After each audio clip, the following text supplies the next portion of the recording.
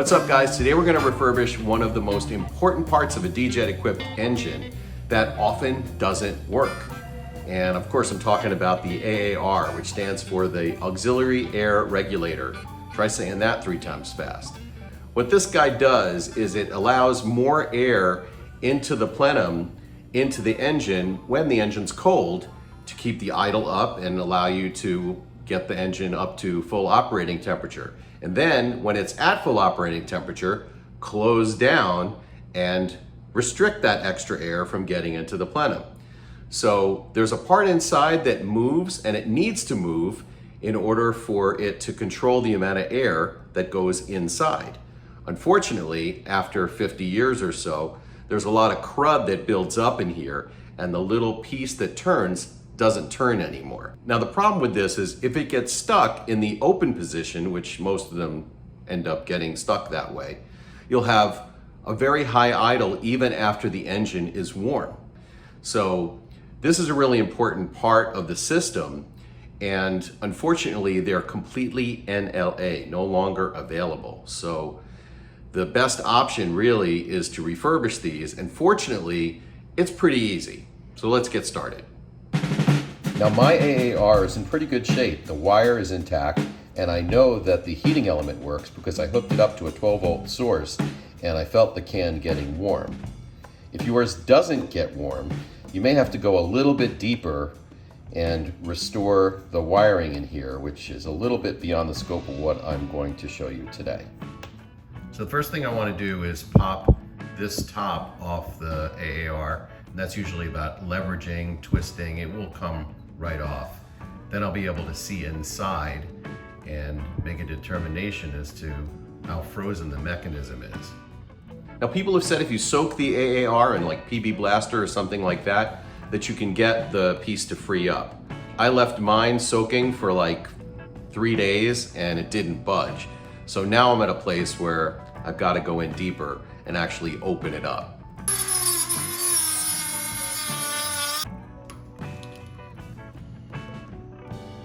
Okay, so now I've ground around the lip, the crimp that holds it in, and you can see that I've made a mark here so that I know where the pipe lines up in relation to the base. And now we'll just pull this apart, and you'll see inside is the heating element. Looks a little cruddy, but pretty much intact.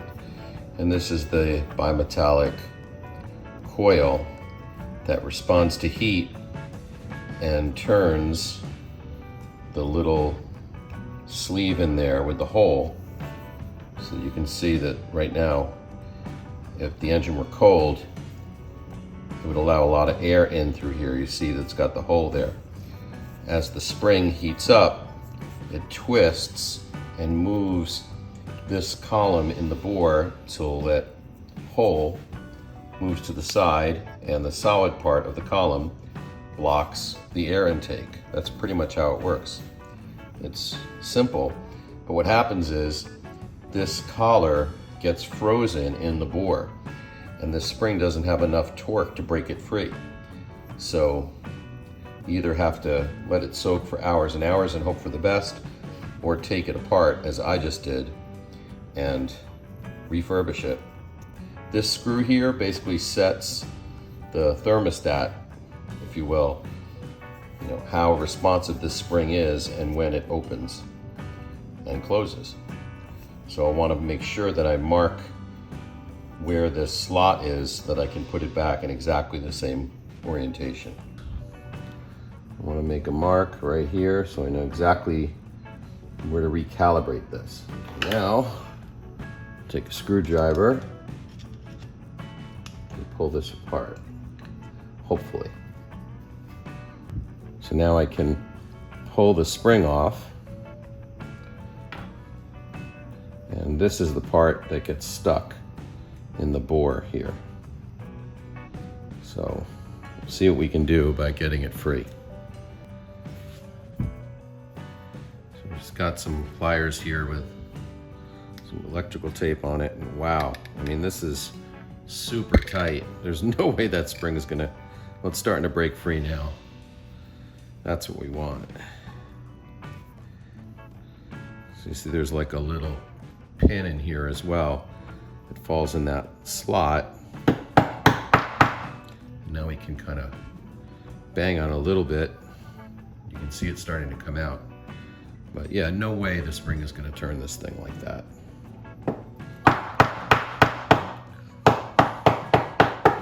Here it comes. All right, so got that kind of flattened out there, and now there we go. And you can see where the corrosion, you can feel it in here. Look at that. That's a lot of gunk. This was never going to turn on its own. Now I'm going to clean the bore using one of these fuzzy cleaning things for a Dremel. Pop it in.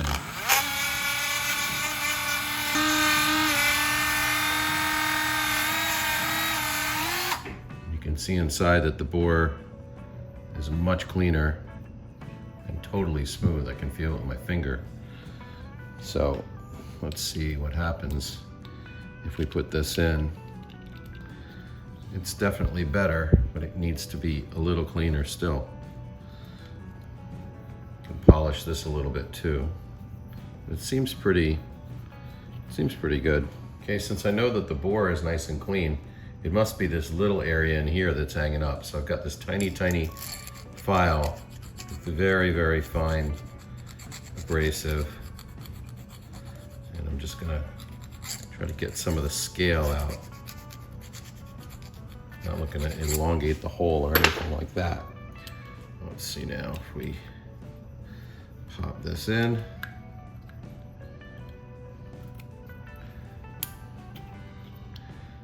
Oh yeah. It's definitely much, much better. Oh yeah. Look at that. That's what's supposed to happen.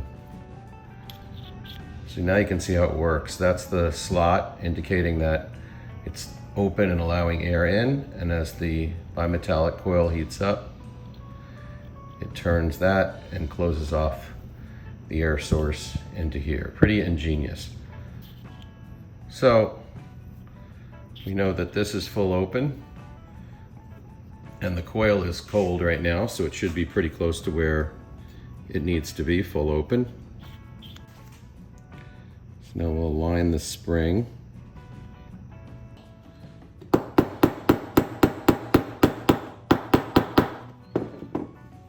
Okay, so my spring is in, and I know that the calibration mark that I left there is right there. So I'll take my set screw and start to put that back in. My mark is aligned just right with the screw. All right, so I've got a heat gun here. I'm gonna put it on low and we'll give this a test and see how it works.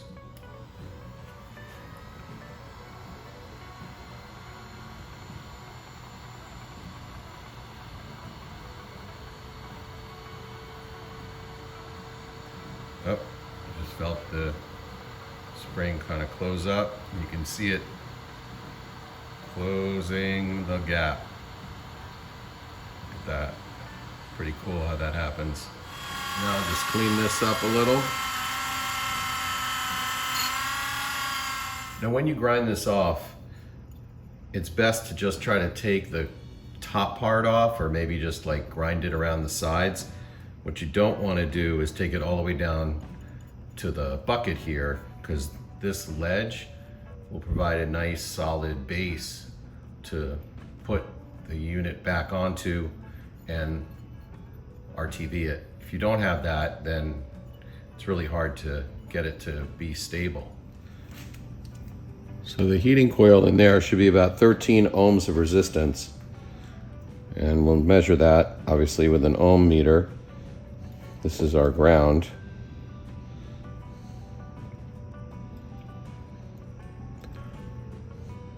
I mean, it might be a little bit less over time, but we're in the ballpark. So we're gonna line that up with this. And I've left a little lip here so that I can kind of fit that in. All right. So that's nice and flat all the way around. And now what I'll do is I'll get some RTV and assemble this for real. I'm going to make sure that this is kind of sealed up here. There's really no air path between the can and the mechanism here, but I want to make sure water doesn't get in, crud or anything else, which would impact the operation of this again. All right, the RTV is cured up and it's very solid. Everything looks pretty good. The only thing we have to do now is add this, the top part, and I've marked where it's supposed to go, which is basically just like that. Now I'll just put this in a vise, being really careful not to pinch the wire, and press the top back onto the can. Here it goes. It's in now. Perfect. Keen that a little bit just to make sure that it stays. We'll be ready to install it back in the car. So put the hoses back on and then reconnect the lead to the white wire in the harness. Easier to do when I have two hands, and we'll be back in business. So hopefully now you'll have a refurbished AAR and your engine will idle happy whether it's cold or hot. If you like the content on my channel, please subscribe, give it a thumbs up, write a comment down below. I try to get to everybody ASAP. Thanks for watching. Be safe and enjoy.